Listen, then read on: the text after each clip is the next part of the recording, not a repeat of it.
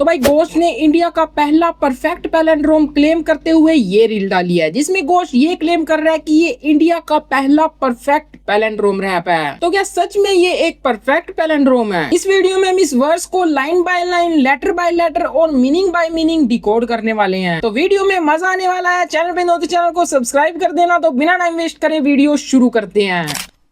तो सबसे पहले समझते हैं कि आखिर एक पैलिंड्रोम होता क्या है। पैलिंड्रोम रैप बेसिकली दो टाइप का होता है। पहला होता है वर्ड बाय वर्ड रिवर्सल। मान लीजिए एक लाइन है, आई लव रैप। अब इसका वर्ड बाय वर्ड रिवर्सल होगा रैप लव आई। यहाँ सिर्फ वर्ड्स का ऑर्डर उल्टा हुआ है, लेकिन उनकी स्पेलिंग सेम है, जो घोष ने स्पिट इट बैक में किया था। दूसरा होता है लेटर बाय लेटर रिवर्सल। इसी एग्जाम्पल में अगर हम आई लव रैप के लेटर्स को रिवर्स करें तो रिजल्ट कुछ ऐसा होगा, पर इवोल आई। यहाँ सिर्फ वर्ड्स का ऑर्डर ही नहीं बदला, बल्कि लेटर्स भी रिवर्स हो गए। और घोष ने क्लेम किया है कि इस वर्ष में उसने लेटर बाय लेटर रिवर्सल किया है, इसलिए हम भी उसी स्टैंडर्ड पर इन लिरिक्स को चेक करेंगे। तो चलिए अब घोष के वर्स को देखते हैं। मैं घोष के वर्स की एक एक लाइन को उठाऊंगा और उस एक एक लाइन को रिवर्स करके देखेंगे। यहाँ पे मैंने सभी वर्ड्स को अलग अलग सेक्शंस में बांट लिया है। नमन अदा रख कर रब 10 बरस, नाउ आई वोन ऑन टॉप स्पोर्ट ओ बस सरस। इसे रिवर्स करते हुए घोष ने ये लाइन लिखी है, सरस सब हो स्पोर्ट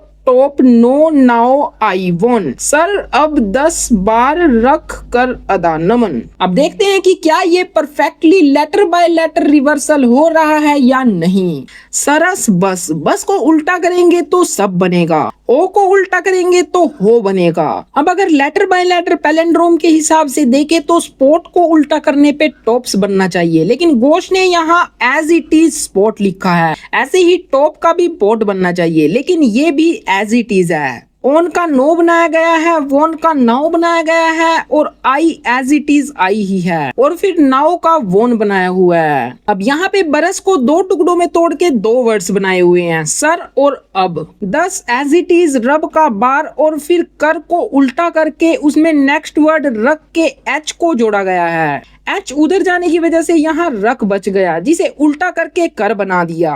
और फिर अदा नमन मिरर वर्ड्स हैं, जिन्हें ऐसे ही रखा गया है। अगर इन लाइंस को ध्यान से देखें तो घोष ने यहाँ पे काफी स्मार्ट राइटिंग की है। लेटर बाय लेटर पैलिंड्रोम किया गया है, लेकिन स्पोर्ट और टॉप वर्ड्स के लेटर्स को रिवर्स नहीं किया गया, सिर्फ उन वर्ड्स को रिवर्स किया गया है। अब हम इसके मीनिंग की बात करते हैं, उसके बाद देखेंगे कि क्या ये एक perfect letter by letter palindrome है या नहीं। अगर हम इसके फॉरवर्ड मीनिंग की बात करें तो कुछ वर्ड्स का मीनिंग क्लियर नहीं हो रहा, लेकिन अगर ओवरऑल मीनिंग की बात करें तो घोष ये बोलता है कि now I won on the top spot, यानी अब वो जीत के टॉप पोजीशन पे पहुंच गया है। साथ ही बैकवर्ड लाइन को काफी अच्छे से फ्लिप किया गया है। अब मैं जीत चुका हूँ, मैं टॉप पोजीशन पे पहुंच चुका हूँ, तू अपना सर 10 बार रख के मुझे नमन कर। इस लाइन का ओवरऑल पॉसिबल मीनिंग यही है। अब बात करते हैं कि क्या ये एक परफेक्ट पैलिंड्रोम है या नहीं। अगर पैलिंड्रोम की बात करें तो हाँ, ये एक परफेक्ट पैलिंड्रोम है, लेकिन अगर letter by letter perfect palindrome की बात करें तो मेरी एनालिसिस के हिसाब से ये एक परफेक्ट पैलिंड्रोम नहीं है, क्योंकि कुछ जगह जैसे स्पोर्ट और टॉप वाले सेक्शन में वर्ड्स का रिवर्सल तो हुआ, लेकिन लेटर का रिवर्सल नहीं हुआ। लेकिन इसका बिल्कुल भी मतलब ये नहीं है कि ये एक इंप्रेसिव वर्स नहीं है। अच्छे अच्छे लिरिकल रैपर्स के सिर्फ ऐसी 2 लाइंस लिखने में ही पसीने छूट जाएंगे, लेकिन अगर आप घोष लेवल पे हो तभी सिर्फ आप ऐसा वर्स लिख सकते हो। लेकिन अगर बात करें इंडिया की, तो इंडिया में तो ऐसी राइटिंग पहली बार देखने को मिली है। हो सकता है कि आप मेरी एनालिसिस को एग्री करो या डिसएग्री। अगर आपको लगता है कि मैंने किसी पॉइंट को मिस किया है या मेरी ऑब्जर्वेशन गलत है तो आप कमेंट में अपना पर्सपेक्टिव जरूर बताना। मैं भी देखना चाहता हूँ कि आप इस वर्स को कैसे इंटरप्ट करते हो। बाकी अगर सभी लाइंस की डेडिकेटेड वीडियो चाहिए तो कमेंट्स में बता देना, मैं फुल वीडियो लेके आऊंगा। चैनल को सब्सक्राइब कर देना। बाकी मैं मिलता हूँ नेक्स्ट वीडियो में।